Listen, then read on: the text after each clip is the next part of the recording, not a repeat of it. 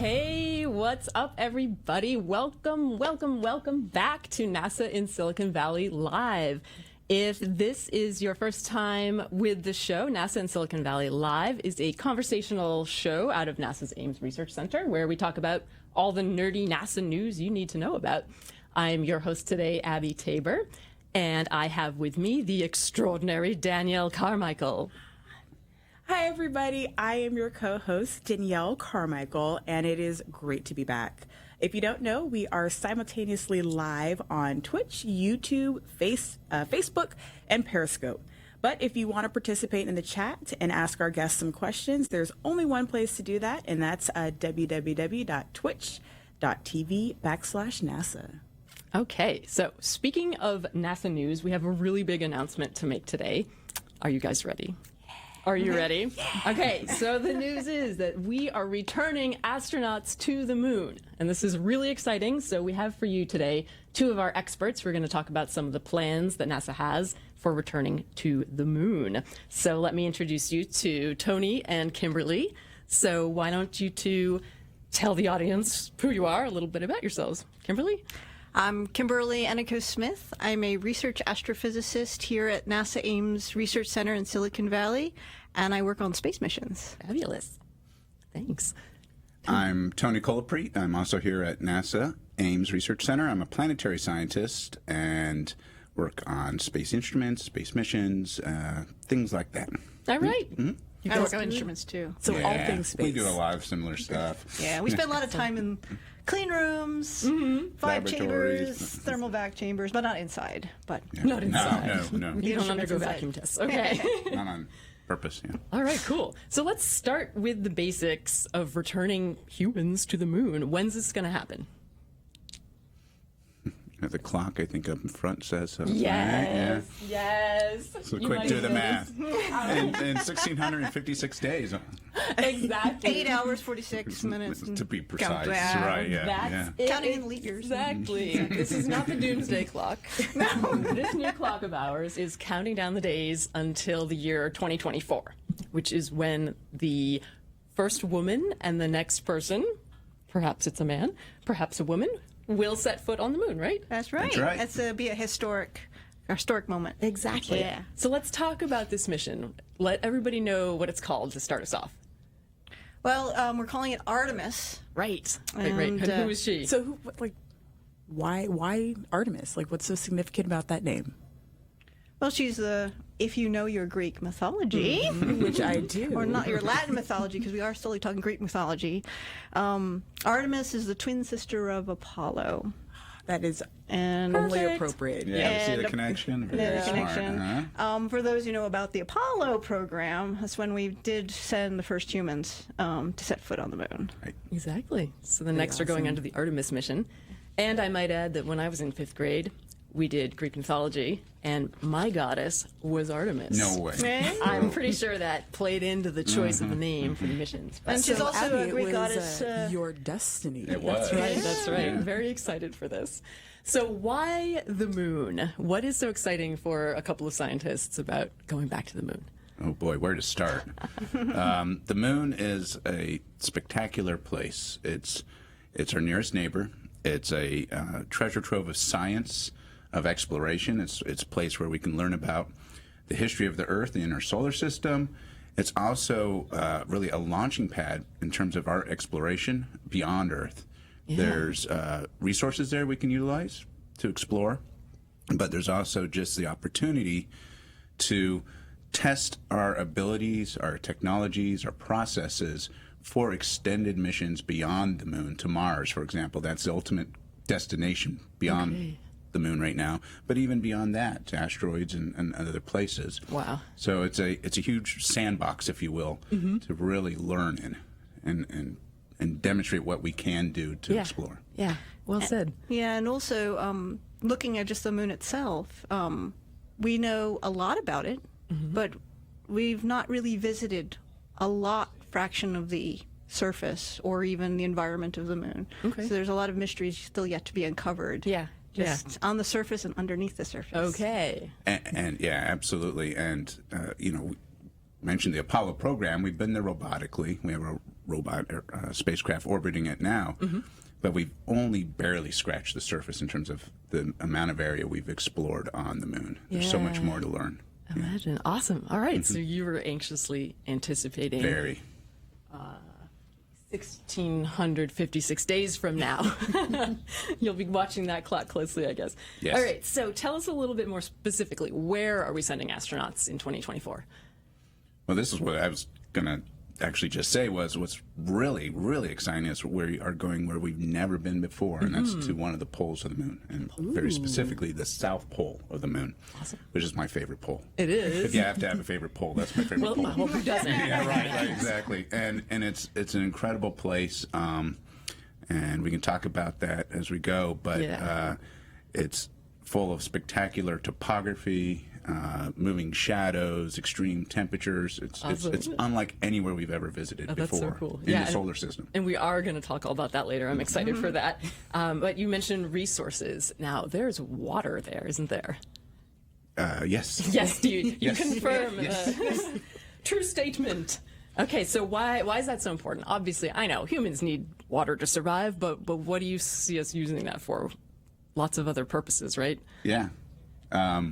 Well, water is key, and water is so important for two different reasons. One, it's incredibly scientifically interesting, and understanding the water that we now know exists on the moon is really important to understanding the processes that have acted on the moon and the Earth over the last several billion years. Oh, wow. Yeah, and I like to think of the ice at the poles as almost like ice cores here on Earth. If we can examine that water ice, we can actually look back into the history of the solar system. But also, just as important, it is a valuable resource. And as we probably all know, water contains two hydrogen and an oxygen Right. atom. And hydrogen and oxygen are exactly the ingredients that go into rocket fuel. And rather than spending lots of rocket fuel to bring rocket fuel into space, which is what we do now, Right. it'd be great if we could actually find a resource and produce rocket fuel outside the gravity well of Earth. That would not only make things more affordable, it actually could be enabling of new architectures for exploring Mars and beyond. Yeah, wow. And then the oxygen in itself is what we breathe. Yeah, of course, yeah. And the techniques and the approach to how we excavate water on the moon is applicable to even doing it on Mars. So if you're looking for long-term human presence on other worlds and truly becoming interplanetary species, we can be creating the oxygen that we breathe and the habitats in which we're living in off-world. Wow. That's so amazing that we're actually talking about that, as a future reality, not just a plot line in the story. Right? That's so exciting. Yeah. So It's- I actually have a couple of shout outs. So Super Snail says that the Earth and Moon shirt is awesome. Nice. And also Space So TV cute. Net said it's great to see Tony and Kimberly again. Yay! Fans. Long time fan. Benson fans. Outstanding. Wow. All right. Do you have any questions yet, Danielle, or should we? I do. So Moon Strites wants to know, what's the end long-term goal of the Artemis mission? Because we've been talking it up, but Yeah, that's a great question. You want to take that? Yeah. So Artemis is a term to describe a whole series of missions to the lunar surface and using an orbital tugboat interplanetary spaceship called the Gateway. It's a big architecture. But in the long term, opening it up with many partners along on this journey, we have a sustainable presence on the moon where we are, providing the infrastructure for us to stay there. For building materials, to creating the rocket fuel, to exploring areas that we've never been before, actually going into the depths of craters that we haven't explored yet, and pieces of the moon we don't see, so that long-term presence on the moon. But while we're using those techniques, those become applicable to that next step. We're living off Earth on another world in a harsh environment, and learning to deal with those challenges and solving those challenges. And once we've got that under our belt and we've understood our neighborhood background, our backyard, we can take that easily to Mars. Yeah. So cool. I see lots of other great questions, but I know that some of them we're going to answer Yes. in the next few minutes. So let's keep going. I just want to touch back on the water a little bit. How much are we actually talking about? I know you two have worked together on a past mission that found some water at the South Pole of the Moon. Yeah. Can you tell us a little bit about that? Launched 10 years ago yesterday. Yesterday! Happy anniversary! Thank you. Thank you. And the mission we launched with, LRO, the Lunar Reconnaissance Orbiter, is still in orbit around the moon, still collecting data and making fantastic maps of the lunar surface, which actually was really enabling of Artemis. It's what's making it able to go forward. Awesome, yeah. Yeah, so Kim and I were both part of the LCROSS mission, which was a mission that crashed a spent upper stage of a rocket into a permanently shadowed crater at the south pole of the moon. Right. And the purpose was to understand the nature of hydrogen we had measured there prior with a different mission and saw an excess of this hydrogen. We didn't know if the hydrogen was water or just solar protons, which is hydrogen atoms trapped in the soil or what. And our job was to actually understand it, to see if it could potentially be a resource. So it was a very targeted mission. See what that water was So all I about. actually want to back up a little bit. Like, what is a permanently shadowed crater? Good question. Doesn't everybody know what a permanent shadow crater is? Well, with the tilt of the moon and the illumination of the sun, there are places at both poles of the moon where the extreme topography, the rims of the craters of the moon, the sun does not get above those rims. So the basins of those craters are in permanent shadow, and they have been in permanent shadow for 4 billion years. Wow. And being in the shadows, if you remember, if you're out on a hot day and you go underneath the shadow of a tree, you'll notice that things get a little cooler. Well, and if you're in a permanently shadowed place on the moon, things get really, really cold. So what was interesting about Tony was mentioning this orbiter mission that had found hydrogen. It was concentrated at the poles, and there was a correlation with the permanently shadowed craters. So there was this connection between lots of amounts of hydrogen in very cold places that had never seen sunlight. Okay. And actually, it was theorized that these craters would have cold bottoms and could hold water as early as 1961. Oh, really? When we first were really understanding the topography, even before the Apollo program really got, off and running. Wow. And so it wasn't, though, until 10 years ago we verified the form of that hydrogen in one of these cold craters as water ice. Wow. Okay. Yeah. So let's review now. That was LCROSS, which is the Lunar Crater Observation and Sensing Satellite. Yes. Okay. All right. Okay. And we hit a crater at the lunar South Pole. At That's the why South Pole. South Pole is Tony's favorite. Right, Yeah. right, okay. And where the future astronauts will be landing. Exactly. Right, okay. Yeah. And do you remember how much water LCROSS saw? Yeah, Or so give us an idea LCROSS how much was is a there. point measurement, right? It made a crater about 35 meters across, half a football field or so across. And so, pretty big hole. But in We'll that never see it. It's in the dark. Yeah. We took pictures of it. I know. We saw it. We saw it with our thermal camera. Yes. But it brought ejecta up into sunlight so we could examine it. And as Kim said, Through the soil up. When through it the soil smashed into up, the surface. out of Okay. shadow until eventually reaches sunlight. And I always like to think about that soil hadn't seen sunlight in billions of years. That's potentially. crazy. Yeah. And in just the dirt we threw up into the cloud, or into the sun, sorry, we saw about 152 gallons of water. Okay. Okay. And if you take that measurement and all the other measurements we have of hydrogen at the poles and make some assumptions about how it's distributed with depth, we're talking 10 million, potentially up to 100 million metric tons Oh, wow. of water ice. It's a lot of water ice. It's a lot. I think so. It would make a big ice cube. I think Kim and I big were ice talking cube. beforehand, and it was about 130 meters. 130 Sounds meter on a like side ice cube. Yeah, like a football stadium. Football stadium size. Ice cube you were for the 10 calculating. million. Yeah. It's an important science there. Oh, it is. How big of an ice Size cube of is that? the Yeah. moon's ice cube. And to be clear, none of this is flowing liquid water. This is crystals All of ice. frozen ice, The right? temperatures are about minus 200 and to minus 240 or so below 0 centigrade.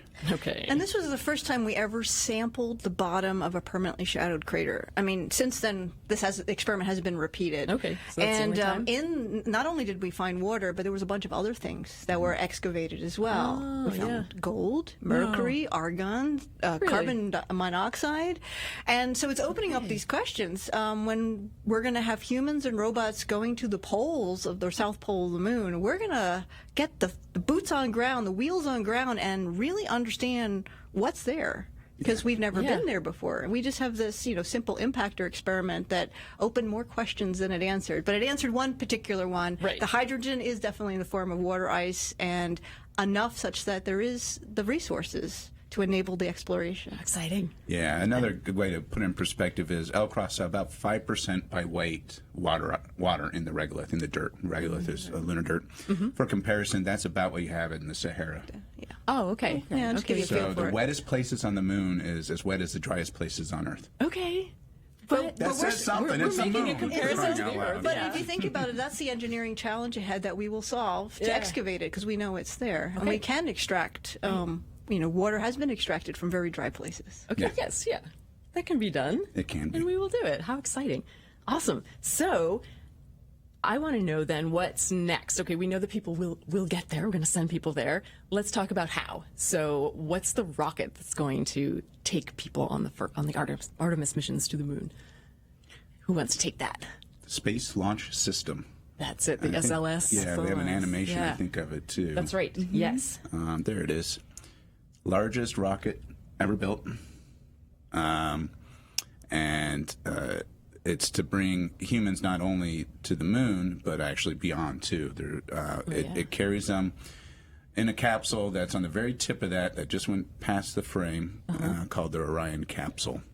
Very small capsule up there.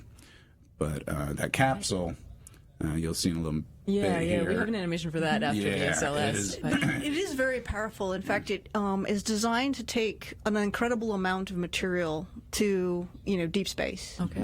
So it is servicing Moon and Mars and also elsewhere.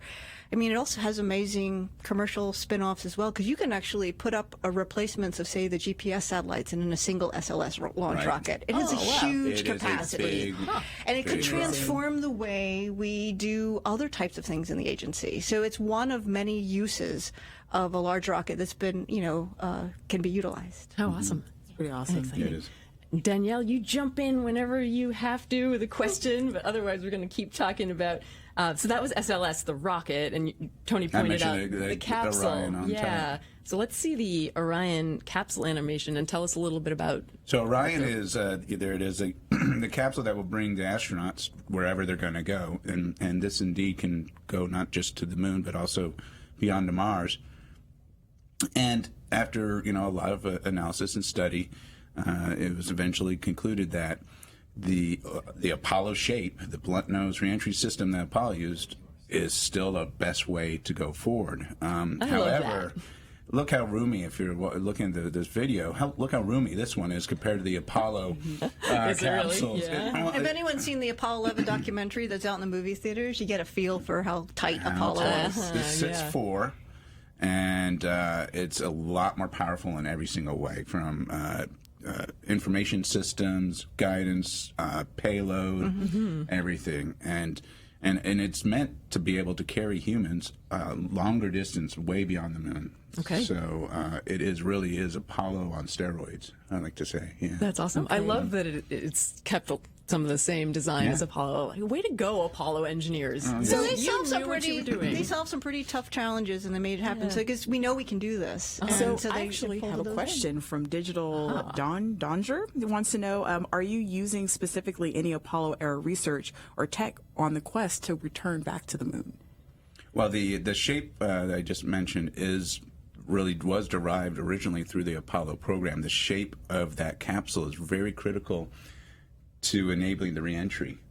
And this capsule is meant to reenter, parachute, and splash down in the ocean, just like the Apollo program did. And speaking of reentry, here at NASA Ames, we develop and test the thermal reentry materials. And for the Apollo program, it was a chemical compound called Avcoat. These are in for heat shields, the right? heat shields, for the heat shields, for that re-entry through the atmosphere, and they would ablate, so they would absorb the heat and then, protect the capsules so as to safely return. To preparation for Orion, engineers looked at AVCOAT and modified the chemistry of that and did a lot of the testing. So there's a direct connection, even with the materials that were used during Apollo. Pretty cool. And just modified for the shape of the capsule, but to support even re-entry from further destinations. Yeah. Say you're coming back from an asteroid, or say you're coming back from Mars orbit, or something like that. Speeds can be higher. Speeds could be so, different. yeah. So it's smarter. Yeah. All around. I love that. Excellent. And I love these Apollo connections. But then on the flip side, is the Artemis program different from Apollo? You want me to take this? Oh, sure. An element that I mentioned briefly, sorry about the spoilers, is is actually one of the cooler parts of the Artemis program. It's this object called the Gateway. Okay. And the Gateway is our first interplanetary spaceship. And this is something that NASA has never really built before. And that's why, in a sense, it's exciting. I mean, this space module, sometimes we call it spaceship, will be in lunar orbit. And it will provide the way to access all different parts of the moon. It's also going to be crewed, but not 100% of the time. All right. So it has to be autonomous. So it'll have a lot of autonomy in it. And it also would be providing a way to be a space laboratory, so we can put experiments on board for understanding biology outside our magnetosphere. It also can dock with all the different commercial and international partners. It has an open architecture. Right. The port designs are going to be available for anyone who wants to build things that connect to it. Okay. The Apollo will connect. Orion will connect to it. Landers will connect to it. Service modules, but it has the ability to change its orbit, so it can also become this interplanetary tugboat. Because it can move things around and first enable travel. I mean, it's the transportation backbone for Mars exploration. Oh, wow. Okay. And again, this is Gateway, right? This is Gateway. It's called Gateway. Yeah. And we're going to, this space ship and we have an animation showing of this orbit in which the Gateway for the lunar exploration will have, really is enabling. And this is the part of the Artemis program that's Apollo didn't do this. Apollo took everything with them and everything came back. So Artemis is building up a sustainable presence. Right. And this Gateway is key to that. Yeah, and one part that I'd like to emphasize that Kim mentioned that is really different from Apollo is this open architecture aspect. Yeah. Is NASA's not doing this alone, and it's even beyond what we did for the International Space Station, where we had lots of other government agencies involved. There is a huge involvement from the private commercial sector that's involved in all parts of this. So this Artemis program and lunar exploration going forward has got a commercial element, a private sector commercial element. A lot of people call it new space. Part of it that didn't exist during Apollo. I see, so we are really, I think, at the dawn of a new age of exploration in space beyond LEO. And low Earth orbit. Low Earth orbit. Yeah. Sorry. Going farther out. Yeah. And also, as Tony was saying about this, it's sort of a space economy. You have a lot of partners. We're on the verge of, if you were to go back in time and ask the Wright brothers to look at modern day today and see that, I can fly from place to place on this planet using an airplane that they did this, or go back and talk to Alexander Graham Bell, who invented the telephone, and we all look at using our smartphones to communicate. We have no clue what the future of space will be when we involve the commercial aspect of it. Oh, wow. It is really unbounded future. Wow. Yes. That's monumental. Yeah. How exciting. This is why it's different than Apollo. Right. If you ask a simple question, you get a big answer. Pretty profound answer, Yeah. right? And from the science point of view, Tony and I are real excited about the science, but it has a lot of, it's much bigger than the And then science. it'll enable cool. a lot of that science, and we'll be able to do things we could never have done Before. yeah. Wow. Okay. How long? 1,656 days. Well, let's move into our rapid fire section. So I'm not going to give any usernames, but I'm just going to go ahead and just spit out some questions. Rapidly fire questions. And we have to rapidly First answer. one. Yes. What is the long-term effect of the human body on the moon? Long-term effect of the human body on the moon or the environment on the human body? Oh, I understand the environment on the human body. So it goes both ways, though, and that's true. actually a really interesting question from the science standpoint in particular. These cold areas, these in the craters are what are called cold traps. They're so cold, any molecules that get in there freeze out. So every time we've gone to the moon and the astronauts vented water or vented other things or outgassed means stuff subliming off of equipment, those molecules, some of those molecules very likely found their ways to the poles of the moon and froze out. And they're there now forever until a meteorite might release them. If we go, once we go exploring, not just we, NASA, but the world, we'll bring more and more of these volatiles and other materials to the moon that will be trapped in the cold trap. So if you're trying to understand some pristine environments to understand the history, the last 3 billion years, you want to do it in a way that you can understand what contaminants you've brought there yourself. Yes. And NASA Ames flew a mission not long ago called LADEE, the Lunar Atmospheric Dust Environment Explorer, and its principal purpose was actually to understand the lunar atmosphere, the exosphere, in its pristine state, with the anticipation that more and more countries and commercial peoples would be going to the moon. And so we wanted to get kind of a background before we started impacting the moon. Right, yeah. The baseline before we touched it. Right, Yeah, right. Interesting. From a impact on the human body, radiation is one of the principal concerns, and there's a lot of very clever solutions being looked at in terms of shielding. And we talk about water as a resource. There's lots of other resources at the moon, and especially at the poles, including lighting for the solar power, but also the dirt itself. The regolith can be an excellent insulator. Oh, okay. And so, as Kimberly was talking about, living off the land involves using whatever you have, whatever you have on hand no to choice. make your situation better. Yeah. Excellent. Okay, next question. How many launches until the first base is set up?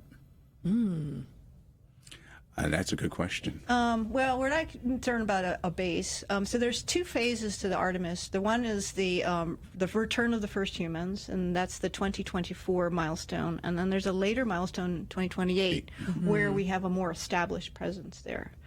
Prior to the first humans going on the moon, we'll have the first launch of Artemis 1, which will not have humans on board, but will carry space satellites and robots and the like. Some will go to deep space. A second Artemis mission will actually go to the moon or in orbit around the moon. It's on that third launch of the SLS that we would be carrying the humans. And that's the 2024 milestone. So we should see a sequence of incremental steps towards proving out the new launch system and the new capabilities. In addition, the first module of the Gateway, which is the solar propulsion element, which is a really cool technology advancement. We've never seen an engine like this on a spaceship before. That's going to be launched by a commercial rocket. And so that's, we're going to be having all these different types of infrastructures getting us all part of the Artemis program. And that's it. This really brings up an important point. It's not it will be done by this date. It will be a continuous development and build up of to reach an eventual sustained presence. And so the exact date when it becomes a base or whatever you want to call it isn't Moon Village. Moon Village, Moon City. Moon Town, community on the moon. When that exactly happens is kind of ill-defined because it's really building up of capabilities over time. There will be longer and longer stays as they move through these various phases, as Kimberly mentioned, for the astronauts on the surface. So. Okay, so we have time for 2 short questions, I hope. So how long is this gateway going to be inhabited by astronauts when it's finished? That's a good question. I mean, it's variable.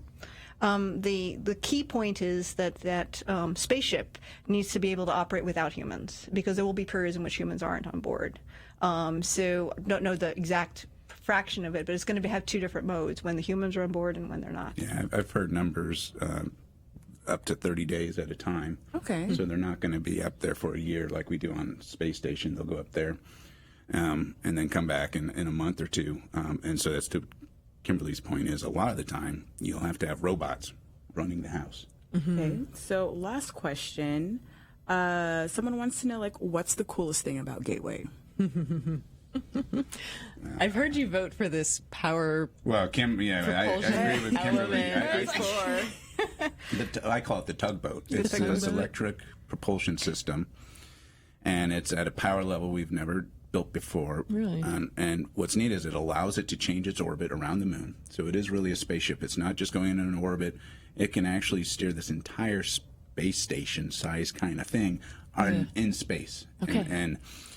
And then ultimately, it's the kind of engine that's going to be used to bring us to Mars and to asteroids and to wherever else. So, it's a slow ride, slow acceleration. Yeah. The acceleration, it is slow, but it's powerful. It allows you to get to the kinds of velocities with a lot of mass that you need to do interplanetary travel. Okay. And I like the open architecture, 'cause I don't think that's new. all the engineers have figured out all the wonderful uses of Gateway. Not yet. Because it's it's going to be designed for a certain purpose and will achieve those purposes, allowing the docking of multiple vehicles from different countries and companies, allowing astronauts to stay for periods of days, months, being in constant communication with the Earth, being in communication with the surface of the moon, being able to deliver things to the surface of the moon at different latitudes. I mean, it's very versatile. But it could also be a test bed for testing other types of vehicles that actually might be made in space someday, and then launch them from there. I mean, it has a lifetime that will keep giving. Okay. We're only thinking about how to, do that first step. Is the first step in the return to the moon, the forward to the moon part. But there's a lot more than it can give. Yeah. Okay. Yeah. You both keep mentioning learning at the moon, and then we'll go on, and SLS could take us to Mars. So let's talk really quickly a little bit about Mars. So what are some favorite fun facts about Mars that you can share with us? Okay, well, we have a picture of Mars to cue people in what Mars looks like. Yeah. It's the fourth planet around the sun. It's a red planet. The red is primarily due to iron in the rocks on the surface of Mars. Mars has polar caps. It has, it's one of the other bodies besides the Earth that has frozen ice. It's water ice and carbon dioxide ice at the poles. Cool. It has an atmosphere. But its atmosphere is different than Earth's. It's probably made of carbon dioxide, whereas our atmosphere is nitrogen-based. Where the Earth is the third planet and Mars is the fourth planet, we're both circling around the sun. If you imagine cars on a racetrack. Yeah. So at our closest distance between the Earth and Mars is about 34 million miles, and that happens every 26 months. Otherwise, we're doing laps. Right, they're moving at different speeds around the racetrack. Around the racetrack. Yeah. So this is a reason why when we launch our, robots to Mars, and in the future, the crewed missions to Mars, taking advantage of that 26-month period of alignment. Okay, helps shorten the distance, because even at that shortest distance, the trip is still about 6 to 9 months. Yeah. Okay. Still a long way to you get to want to Mars. take advantage of that. Yeah. Excellent. All right. And the moon, you say, is going to help us practice for what we might do when we reach Mars, everything right? we so much of what we will be doing on the moon is extensible to Mars, and everything from the kinds of tools we use to the procedures and processes and the technologies, learning to really work and build and construct in different environments that the moon and Mars, everything from gravity to little to no atmosphere, etc., is really important. And bring it back to water, as Kimberly mentioned, Mars has got water. We've known that for a while. It's got a lot more water than the moon. Okay. But that is one of the key connections between the moon and Mars is as we learn to utilize water on the moon, everything from locating it, excavating it, processing it, all that can be carried over and applied to how we do that on Mars, which we want to do. We want to, live off the land at Mars too. We don't want to bring everything with us to Mars eventually. We will, of course, the first few times, but you can't. It's too far away. All right. And as I say, I was mentioning earlier, is once we're really comfortable with this whole approach on excavating the water and processing the water and transferring it to rocket fuel or oxygen or other utilizations, because water can be used in many different ways, that's a totally applicable system for Mars. Directly. And also, most likely, there'll be wonderful spin-offs that can be used back here on Earth. Oh, yeah. I mean, those are anything always to do with great things in a stories. closed system is usually very power conscious. You're not using a lot of energy. Yeah, recycling you're a lot of stuff. recycling a lot of Recycling, things. yeah. We'll have, very improved technology. Awesome. That, who knows what we're going to Actually, discover. I have a question from the chat. Looks like King Goldboy Gamer wants to know, like, when are we actually going to go to Mars? I don't know if you guys know I don't know. precise I don't date. know the precise date off Yeah. the top of my head, but it would be, a couple decades Okay. beyond. It's still a ways out. So first, we're Still going to the around. moon. We're going to practice. We're going to learn to excavate water and process it and all that. And also, the most fragile part in this whole amazing exploration adventure is the Yeah. human body. Wow. The human body outside the magnetosphere, we've had only 24 individuals who've been outside that. We are now going to have the ability to really study biology and how the human body is reacting to this. This will make us totally prepared for that long trip to Mars. Yeah. Because a mission to the moon is 3 days, and you're on the surface for weeks, months, come back, but you're close to home. When you go to Mars, we're talking a 2-year. And how is the body, 2-year trip. it's like a 6 months, 9 months to get there. You're going to be there for a few months, and you come back. You want to take advantage of the Sure. close by, so you're going to be on a sort of a 2-year time scale. Right. Just think Travel about that it. way. What we're going to learn to protect the human body and, enable all the infrastructure to allow the human body to survive and thrive, we'll solve that by being on the moon. Yeah. Yeah. Cool. So tell me quickly. So I want to know what's coming up then. What's in the news coming up next in the process. So human landers will be built by NASA, by partners. What do you guys know about that? There was I believe there was a bid that went out on the street for companies to provide lunar landers and docking with the Gateway or not, because it's a different type of architecture you can use. But yeah. Okay. Yeah, All and right. there's a variety of landers being pursued with the commercial sector with NASA, and there are smaller landers being built now, and we've actually NASA just recently selected 3 to be carrying NASA payloads. So instruments and things Instruments before and things. Go. Exactly. Yeah, they would land And- next year. Yeah. Next year already. As soon Yeah. as next year, Whoa. Yeah. and a couple in the summer of 2021. And what's really neat is these companies are providing NASA a delivery service. It's not NASA telling them we need a lander like this. No. It's they're building a lander that provides a service and selling that service then Okay. to NASA. Here's an example of one on the screen of one of these small commercial landers. And these companies then have plans to increase the scale and the scope of these landers so they can carry more and more to the surface. So the human landers are, like as Kimberly said, right now being discussed with commercial companies as to who's going to participate and build them going forward. Okay. And it's really kind of exciting because, again, this is a totally new paradigm. NASA's always built the landers with commercial companies, but they've done it in a very much requirement-driven process. We need you to build this for us. Okay, Right? I see. Yeah. This is very different. This is I'm buying my airline ticket to fly across the country. I'm not telling you how to build your airplane. Right. You That's- get me there somehow. Exactly, and that's what we're doing now. And other folks can pay to use the services. So it's Not it just opens NASA. up the Yeah. of accessibility of the moon to Okay. So Okay. anybody conceive? Oh, sorry. I you have, a no, question. it's okay. I have a question from the chat. Space TV Net wants to know: are any of these vehicles going to be like the lunar roving vehicle? Yeah, there's actually commercial rovers actually being discussed too. So NASA is working on some rovers as well, but and rovers come in all shapes and sizes. exactly, They do? yep, robotic, but also for the humans beyond 2024.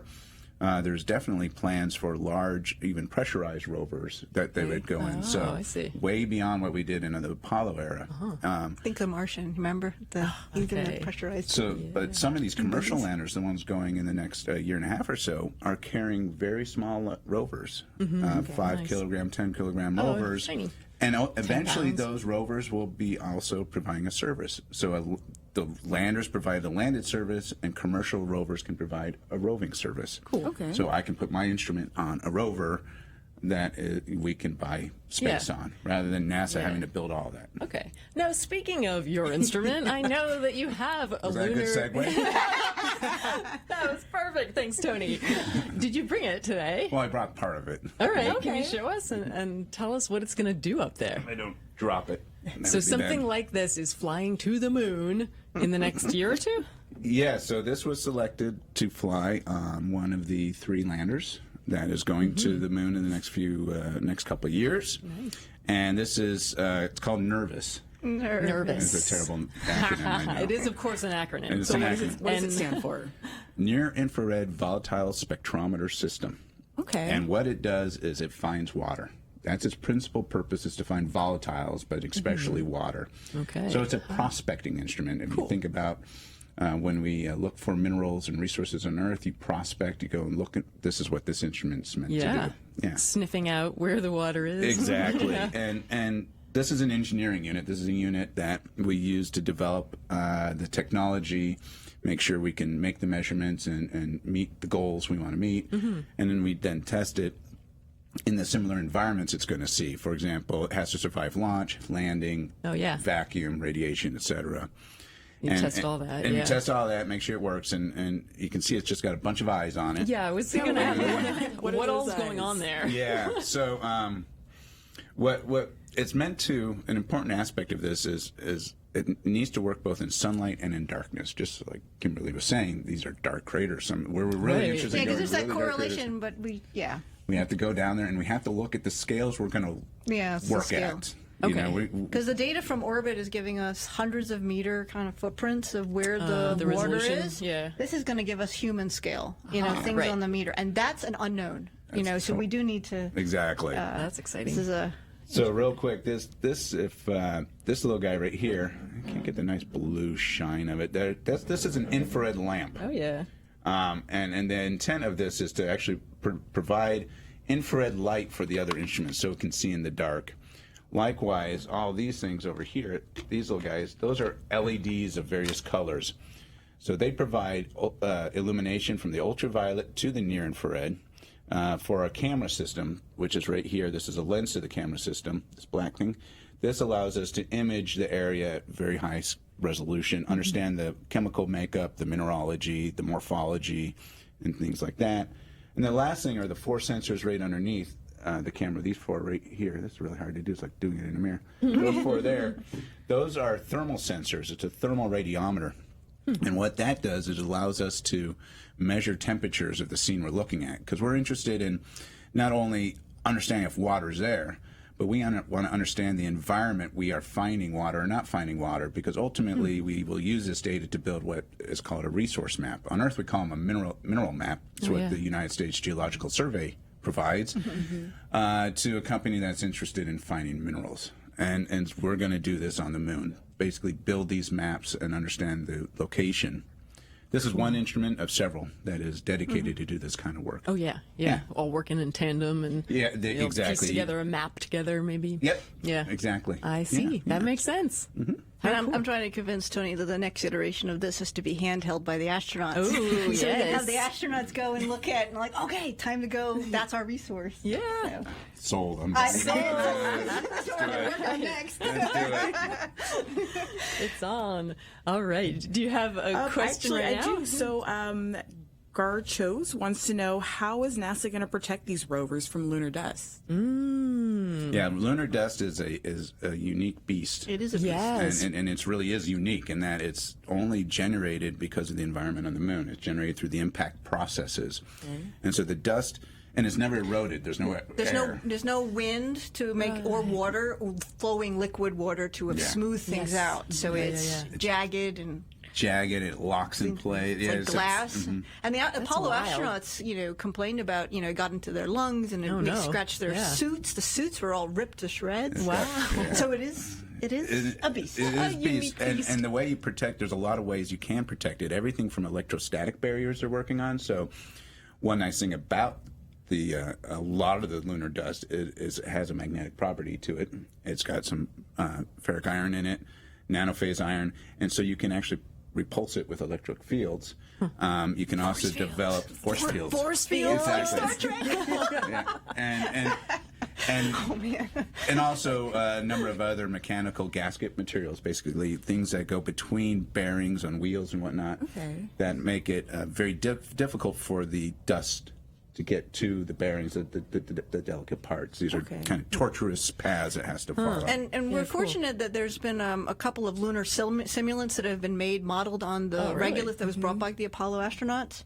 And so companies and engineers who are looking at wheel design and rover design, they can test out their designs as best as possible with this kind of jagged kind of simulant. I mean, obviously it's not a one-to-one connection. In fact, one of the big mysteries about the permanently shadowed regions, when our L-Cross experiment that we did a decade ago, finding water in Cabeus, it revealed that perhaps the regolith in those permanently shadowed craters are actually different than the regolith that was found on the Apollo sites. Oh, it's different across the So surface. there's going to be some learning to be done. Yeah. So the engineers will do the best knowledge they have now using a simulant, designing the wheels and the excavation. We're going to have challenges with drills and scoops and all that. The same thing to deal with the beast that is the dust. Yes. But we'll overcome those. But we're going to have to get there on the scene at the South Pole and the polar regions and go, that dust is different. Let's know what we're going to do next time. All right. Yeah. Who knows? That question foreshadowed my favorite section of the day. You guys described the South Pole as unexplored territory, and you keep referencing that it's really extreme, it's going to be tough. So let's go through some of those specific challenges. I mean, it's like, wanting to go in the deepest mines on Earth. Oh, really? And the deepest undersea exploration. It is because it's so different from what we're used to, or is it really deep in that It's sense? really deep. So the topography is extreme. It's completely unlike a lot of the topography we saw at Apollo at lower latitudes. they landed in flat areas. Okay, right. Nice, Yeah. pristine. That's what I picture the moon and, as. and we'll be landing perhaps in areas that are ridges that are sitting on top of a crater that looks down into a 6-kilometer hole. 6 kilometers, that's like 3 miles or Yeah, so? exactly. About 3 miles down. And you can they'll be standing on the edge of these vistas overlooking mountains that are many miles high into craters that are 10 miles across and 3 miles deep. And I never knew it was that extreme. And then the lighting conditions, because of the low angle of the sun, you can have shadows that are being cast from a ridge of a crater that's hundreds of kilometers away. Really? And the shadows will be sweeping across you over timescales of hours.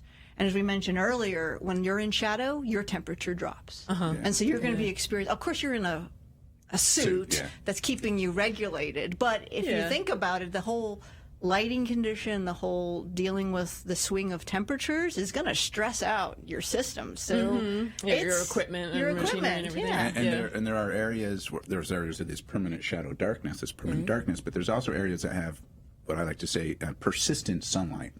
So there are some of these peaks because they're so extreme that no matter what time of year it is, it has very often sunlight at it. So it's often at the rims or crests of some of these ridges near these craters.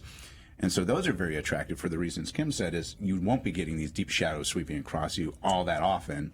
And when they do, it might just be for 5, 6, 7 days as opposed to, 3 months, something like that. So these are... and they're great places to put your power station Exactly. and have your solar some of your power. infrastructure. Again, it's sort of, if you're going to explore and you're learning about where you're exploring, take advantage of the gifts that were given to you by Exactly. nature. Yeah. And also be aware of the dangers, Of course. So you keep talking about the poles. We actually have this really cool video showing some light cycles at the moon's south pole. Exactly right. Yeah. So can you tell us what we're seeing? This is We're seeing night falling? or- Well, what we we started at a low latitudes, looking at the moon as we see the moon, and what you saw was the sun moving across the face of the moon. There is no dark side of the moon. Every side of the moon gets sunlight at some point. You get 14 days of sunlight, 14 days of darkness. And we just don't see that. We just don't see side. that because we always see the near side. Now, what's done is this movie's swung down, so you're looking at the south pole of the moon. That crater, nice circular one right in the middle, that's Shackleton Crater. It's almost exactly at the south pole of the moon. It is about 15 miles across and about 4 miles deep. And what you see are these shadows that are sweeping across. And it's because, again, as Kimberly explained earlier, the tilt of the moon on its axis is very small. So the sun's always just hugging the horizon, creating these shadows. Okay. And you can see in some of these craters, like the big Shackleton itself and the larger ones just above it, the floors of those craters never get sunlight. They are in permanent shadow. They just stay dark. You can just stare at a piece of the, pick out a point in the video and look at it, and you can see over the course of the shadow pattern what gets light or not. Yeah. Right. And then you also saw there were these rims of the craters that got sunlight Sunlight. all And the they time, stayed or most of the light, time yeah. they stayed light. Yeah. So extreme. So lighting conditions are extreme, topography is extreme, temperatures are extreme. The dust, we sort of know what it's made of, but maybe not. We'll see when we get there. Yeah, but it could have some other benefits too. We just we haven't explored it. Mm-hmm. And we haven't explored it with robots yet either, so. Right, that's and right. humans. Need to get somebody's boots on the ground. And in general, we see this increase of hydrogen at the poles. And we've seen an increase in hydration of the soils, meaning hydroxyl, OH, or water molecules bound to the soils, even in sunlight, and in increased amounts towards the poles.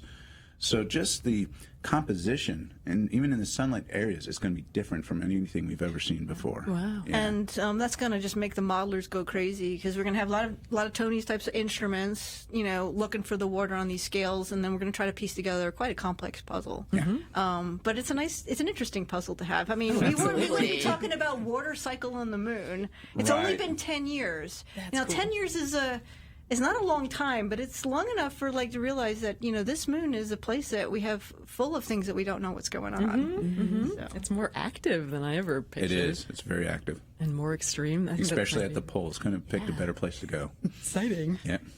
Speaking of that, you guys don't forget, if you do have any questions, please type them into the Twitch chat. It's twitch.tv/NASA. So we're going to move into our rapid fire section.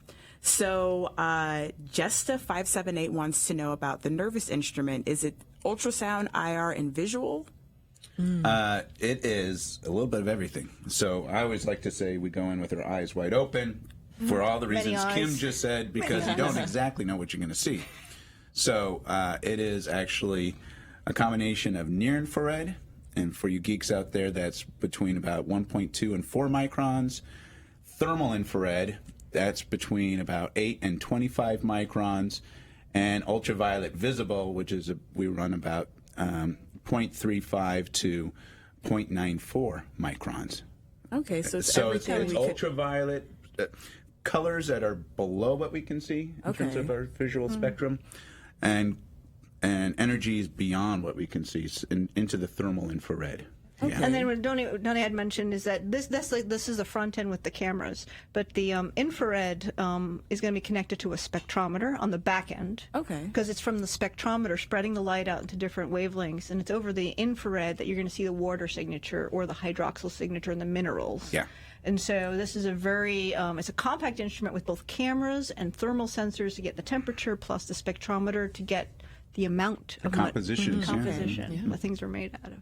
All right. So Good let's question. see. Excellent question. Dude is Dudette wants to know: is there a sample return plan for lunar water? Yeah, that's absolutely. They do want to return. Yeah, but the question is, will it happen? It will happen with the humans going in 2024 because they're going to bring samples back. Yes. Okay. No worry, we're going to be so excited for that. Yes. Question is, will we get a rover to get us a sample return before the humans? Don't know yet. That would be awesome too.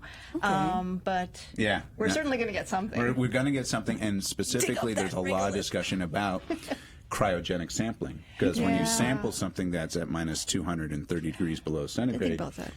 there's a lot of debate right now whether or not you need to keep it that cold, Yeah. or do you just need to seal it and make sure you don't lose as it sublimes, as it warms and the ice is sublime. Yeah, Do I you was on lose a it? mission concept for sampling off a comet, and we had that same Same debate problem, because yeah. we're going to bring it back to the Earth. The question is, do you keep it in cryo storage or do you allow it to come up to room temperature? But then you've lost some information. But you're right; they're going to have to solve that issue. I never thought about that. You're right. If we're going to bring back our water samples from the moon, we're going to have To some keep sort it of cold, you need a couple quarts of definitely it. need a good chiller. Yeah. Okay. Bring a cooler. That's Bring a solvable. cooler, yeah. Solvable. As simple as that.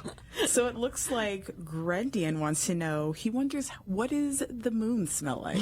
What does the air smell like on the moon? Good question. Well, we don't know, but according to the Apollo tapes, they said it smelled like gunpowder. Gunpowder. That was it's reported by several of the astronauts. So my husband and I are geeks. We kind of listen to the audio tapes of all the Apollo missions. We kind of do that. It's only appropriate. in the evening. And more than once they would say it smelled like gunpowder. I have no idea whether that would be true. I mean, it just... And that's air, to be clear, that's air in the capsule. That's the air in the capsule. When they got in after their EVAs, this extra vehicle activity, and they're romping around on the surface, and they're coming back in and they're taking off their coats, that's when they smell it. Because, they needed the atmosphere, but they're also in a pure oxygen atmosphere, so I don't know if that changed anything. Maybe you know? it has something to do with the dust. They think it's because again, this dust is very unique. It's never been, as it gets fractured and melted and resolidified by impacts on the surface, it creates what are called very open, active sites on the surfaces. That again, on Earth, we have all this oxygen around us that reacts very quickly. I'm just waiting for you to see On that the moon, reacting. there's very, very, very little atmosphere. It's called an exosphere, meaning a molecule can leave the surface of the moon and never encounter another molecule as long as it lives. That's very sad. crazy. It's a lonely life. Lonely Do life. they make instruments that measure smell? It- Or is that just a human thing? Or a dog Tony, thing? there you dog go. thing. A dog thing. That's a great question. That's your newest instrument. There Yeah, you go, it's a Tony. smell Take a instrument. pristine sample and then somehow hook up to it some sniffing instrument that Yeah. will I guess if measure it knows what molecules are in. Wait, what a molecule smell like? Coming off Well, of it. I know, there's instruments with the nanotubes that can measure specific chemicals, Yeah, okay, right? That as they reach, so it's kind of like a smell. Is that okay? But then to extrapolate it to what we would experience. experience. Yes, that's very subjective. Yeah. So the dust has its open surfaces and reacts with the oxygen in the Yeah, capsule. that's what I was wondering So whether make that it- made it. make That's it- the comment that was made. I Yeah. mean, that's our only one data point, right? So we're looking forward to more data smelling points. on the moon. More smelling the moon. So Sun Cricket wants to know, will new suits be made specifically for longer stays on the Martian surface? Or, sorry, the moon surface. They are working on the next generation suit, and I'm afraid I don't know the name of it, the designation of it, but they are working on a new generation suit that is meant to be more mobile, a lot more mobility to it, and to allow the astronauts to be able to do things like that they couldn't do on Apollo. For example, if you saw an astronaut fall over on Apollo, they would have to do a push-up to get themselves up. They couldn't bend the knees well enough to actually stand. So they'd have to do a push-up a few times until they got enough momentum to get themselves back up. So they seen are that. Cool. And then when they were, yeah. and then when they were, Come on, when you they could- were excavating the soils, so behind. Geek enough, man. when they were excavating the soils, the fingernails of the astronauts were crushed up against the edges Oh, of yeah. the Oh, gloves, really? and they were all bruised and everything. So we want the astronauts on the moon to be very physically active, excavating all this water for us Yes. and building habitats and doing that. So the new suits are They're very, allowed very them to do different. that better. Cool. Yeah. Here's a good one. Can I jump in with a question? for it, from Abby. Terminus 1961. How do you communicate with a probe down in the crater? What are the challenges? So this is kind of really interesting point. A dark crater does not mean we can't see into the crater from Earth. Good point. So in one instance, you can use what's called direct-to-Earth communications. That's where it's what we did to Apollo. On Or in this Apollo, case, it's directed gateway. great, or Earth, Or that's true. Yeah, Or yeah. depending on the geometry. Yes, Exactly, sure, right, sure. right. So in some instances, yes, you can see Earth from a PSR, from the floor of a permanently shadowed region or crater. Other instances, you'll be able to look up overhead and see gateway. So you can relay, you can look straight up and talk to a relay satellite or gateway. Okay. But they've also talked about having repeaters. Yeah. So some of these commercial service providers aren't just talking about providing landed services, I can take you to the moon, but they're also talking about setting up infrastructure on the moon, like Okay. telecom, Telecons. Wi-Fi. So a lot of Wi-Fi on the the moon. commercial landers that are going actually will communicate with the small rovers and whatnot with Wi-Fi. Okay. And they're actually talking about both communication, power, all kinds of relay systems, building infrastructure to actually assist in the exploration and science and build up. That's cool. Yeah, and that helps me picture better the crater and communicating Exactly. straight up. I mean, yeah. if you're really deep in, you're going to have to go up. But if you're, it depends on where you can put a repeater. True, true. Cool. Okay. So I have another question. Cal Coos wants to know, are you going to send rovers to these craters first before we eventually send the next woman or the next person? And if so, when? We really want to. And we're working on plans along those lines that still are being formulated. So, yes, you need mobility to really understand the distribution of water. And I think everyone appreciates that. So that is one of the higher priorities right now, to understand the resources at the poles, is to get a rover at the poles, at least one. And more, you really probably want more, to start prospecting and characterizing and identifying. And that's the instrument I showed was built specifically to go on a rover just like that. Oh yeah. Yeah. And so hopefully before 2024. Okay. But yeah. I mean, that's an ideal situation, but there's also alternative. I mean, if we get the human visiting the moon before we get the rovers will be hand in hand. I mean, it doesn't slow down No, it the does whole not. architecture That's a to great get point. humans to the 2024 does not depend at all on our better because understanding. wherever the astronauts are going to land is unexplored territory, nonstop. You know, And they're going stop. to make so many discoveries. They're going to as make so many they're there, right? discoveries, and they're going to be like, we're going to do this slightly different. I mean, this is exactly what happened on Apollo with the 6 landed missions. Yeah. Each of them built upon the experience of the prior. Oh, yeah. And we all do that in science and in engineering. We learn what works, what doesn't work, and we expand. In fact, perhaps we might have a scenario where the humans get first, and they're going to I want a rover to go over there. Because you know what? I haven't yet developed my harness to do rappelling off of cliff yet. But I know a rover can do it with, some sort of design. And then, a couple years later, I've got my rappelling harness ready to go. So, ready. hey, could be that. All right. Yeah. Little by So little. we have time for one last question. So XXYHVH wants to know, is radioactivity really a major concern when traveling to and from Earth, and how does this radiation affect your instruments? It is. It absolutely is, and it needs to be designed into all your considerations, both for the instruments and for humans. And so our instrument uses components and electronic parts that are what was called flight qualified for flight. And what that means is they've undergone testing to show that radiation doesn't affect them. Okay. And for electronics, we've been sending probes to Pluto, and the Voyagers have left the solar system. Long time in space. So from an electronics point of view, we're kind of smart on making things robust. I mean, the challenges are when you have new materials and really smaller transistors and the like that you'll have to do. But we have facilities here to test them. Okay. So for the biology is the other unknown. Yeah. So the biology is the one that we're going to have to be learning and adapting and reacting to and being proactive as we go forward. And also, we're going to be wanting to monitor when the big solar storms come. Right. Our understanding, we have sentinels out in space right now that are monitoring the solar behavior. And whenever we get these solar storms that could, when it happens and our astronauts are on the International Space Station, they go to a certain part of the space station that's more protected, a safer place. Right. We're going to have scenarios like that with our humans on the moon as well, and on wherever they are next.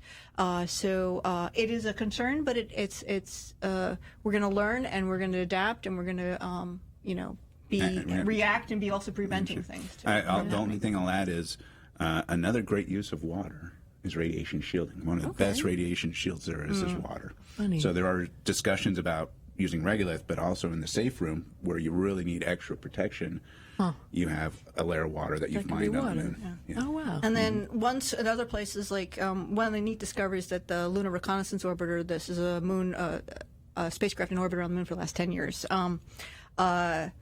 has uncovered these places that are lava tubes, these underground caverns in the moon. Ooh. And And there are also places that we have to explore. Definitely. Cool. They're not quite at the poles, but once we've set up this infrastructure to allow us to go anywhere on the lunar surface, Yeah. I bet you an early destination after going to the poles will be go to explore the underground caverns. Excellent. That's a safe bet. And that's also a place for potentially you can take advantage of the what nature gave you as a shield. Right.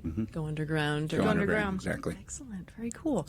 So maybe Because there's lava tubes on Mars too. Oh, that's right. So you can figure out if you can work this whole thing out on the moon, you've got it sorted for Mars. excellent.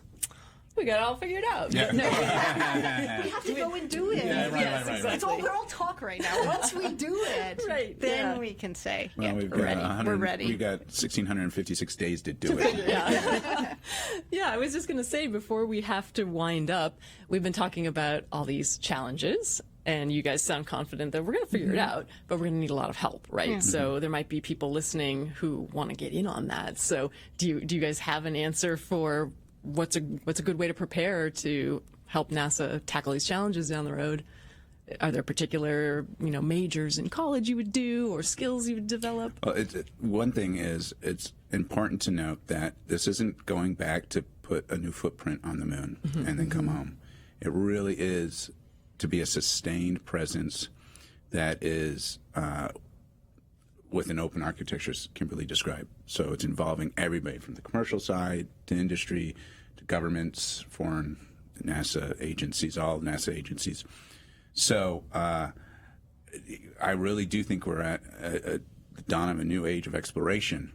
And so the opportunities are going to be incredible and vast in terms of being able to participate not only within a government agency to get into space, but you can now go work at a company and get into space. Yeah.